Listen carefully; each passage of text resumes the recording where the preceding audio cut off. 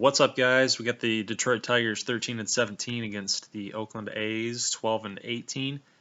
Starting to turn the corner a little bit with the Tigers roster. This is actually a good team that we're going to be playing against, not talent-wise, but a good team at the right time, if you know what I mean. We need to take it to Oakland for sure, but unfortunately we're going to have to get that done against Sonny Gray, 4-0 with a 1.64 ERA. So we got to get off to a hot start, a quick start early, and that's exactly what Zach Cozart's going to do right here, a leadoff bomb. He brought the thunder. He's going to make it rain on Sonny Gray. Those sunny skies will be turning gray soon, as Gray is all frustrated that he gave up a leadoff homer. So Tigers up 1-0. We get Josh Rutledge here up next. Going to take the ball the other way. It's kind of the approach that we're going to have against Gray, because he does have a nice curveball, and you know, he's throwing in the mid-90s. So definitely got to try to take the ball the other way and not get fooled on that curveball, and that's what Rutledge does. Good base knock for him. So we're keeping the inning going here with a runner in scoring position. Puig ended up getting out, but luckily we got Randall Grichuk. He's going to line drive shot. We thought Rajai Davis was going to make the play out there, but it lands right in front of him. Rutledge barely makes it into third base safely. That's kind of why he froze up a little bit. We didn't know for sure if that ball was going to land. Look at Luis Valbuena. Last 5 games hitting .438, and that's mostly because we've got runners on for him a lot lately. If this was in the shift with no runners on, he probably would have been out right here. Line drive back up the middle. Another run scores. Tigers now up 2-zip. Good lead for Michael Fulmer.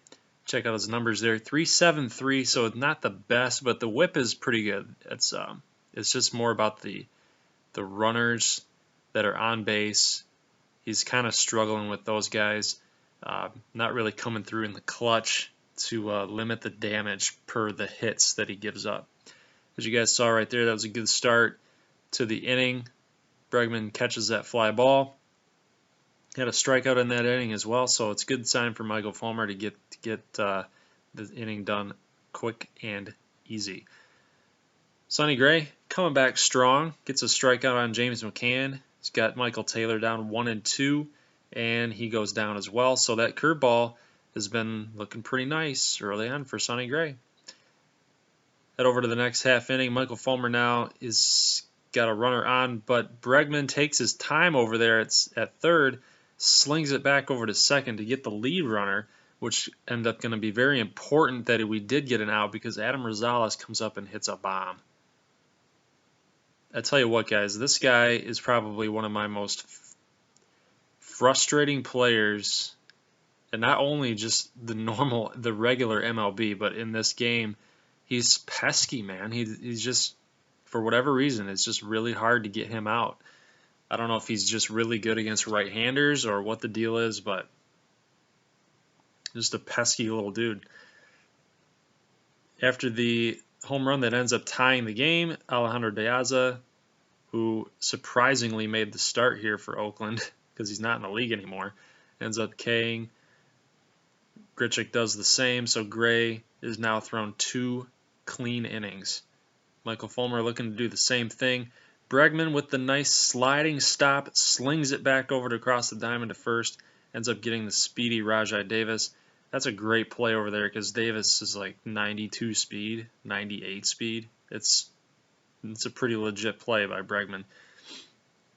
Chris Davis ends up striking out there. Now we get Mark Canha taking that fastball high and inside. Great pitch to get out of the inning to strand the runner. So again, yet again, another runner on base against Michael Fulmer. Bregman keeping that hitting streak alive. Singles right back up the middle. Starting to try to get something going here. James McCann now up.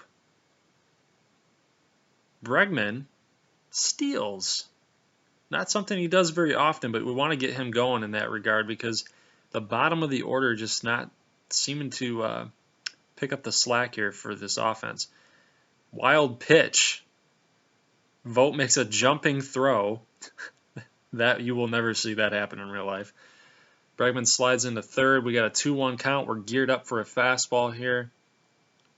1 out, looking for a fly ball, but the ground ball is going to do the job.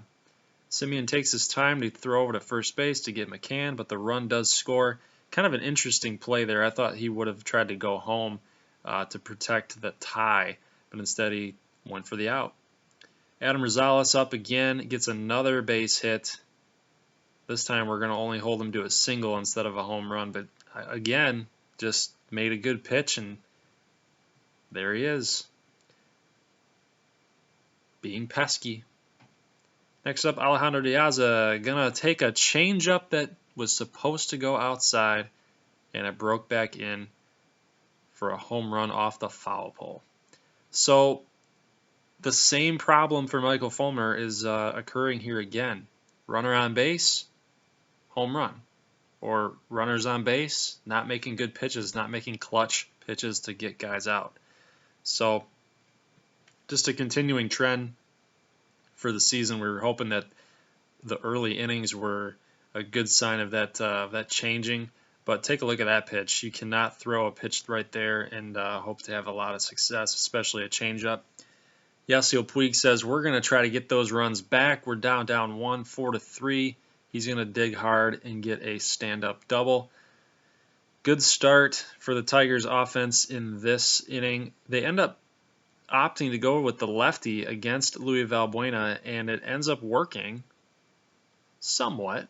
He ends up moving the runner over, but then they're going to pull Colombe for Ryan Dull, the righty on the righty for Alex Bregman, and Bregman promptly pops out to pesky little Adam Rosales. Lead for Oakland is still intact. Look at this. Look at where that ball ends up. I think that home run by Diaza was pretty much aided by the wind, because there is no reason that ball should have traveled that far. But Grichuk ends up making the play. Bregman makes this play down on the line, and the inning is clean for Fulmer. McCann gets a good pitch to hit here. We thought that this was going to go, but as usual, Rajai Davis makes a Gold Glove play out there in center field, tracking the ball down. Profar says, you know what? Why are we getting these guys to being able to field? I'm just going to hit this right off the wall and then just dig in here using my speed to get the double. Nice job by Profar to take the ball the other way. We knew that right field was being hit to a lot, and we're going to try to use that win. But Cozart hits a line drive, good swing, put a good swing in the ball, but ends up lining out. We finally get Rosales to sit down on some strikeout here. Fulmer, yet another guy on base. Diaza comes through with a base hit. So now we got 2 runners on. Not looking good for Fulmer.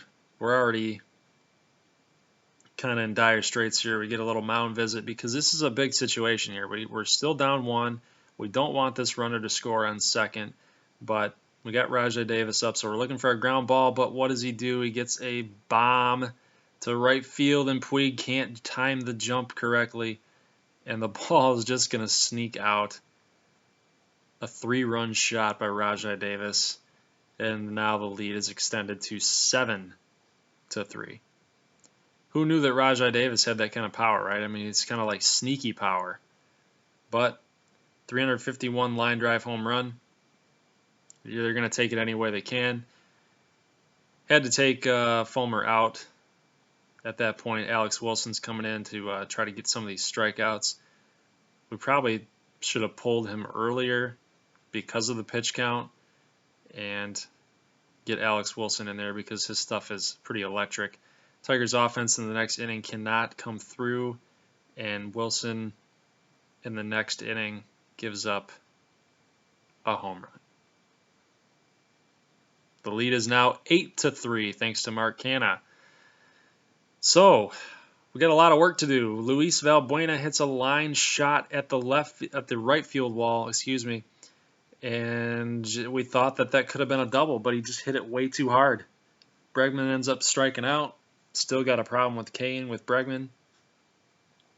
trying to get something started here with the offense, and James McCann hits a shot over down to right field. We thought this one was going to go, but for whatever reason, Valbuena did not go. He didn't go. We should have had runners at second and third at that point, but instead we have one runner on, but it's not going to matter because Michael Taylor hits a line drive, a shot to center field deep, a bomb to straightaway center. That thing didn't even come down. It had to hit the wall to come down on the rebound. Let's check out how far he hit this thing. What's your guess? If you guess somewhere in the 440s, you are correct. That was an absolute shot. It is now 8-6. The Tigers have a chance, and Profar, as he does so well in recent days and recent games, is hitting the ball the other way, and he takes it out. He goes yard for a solo shot. So now it's 8-7 Oakland A's. The Tigers are still alive. We got one out in the inning. We can try to manufacture a run and hopefully score that runner over. We got Cozart coming up. He already hit a bomb earlier in the game. I mean, look at this. Look, that's a clutch home run, guys. That is absolutely clutch. We know that Profar likes to take the ball the other way naturally.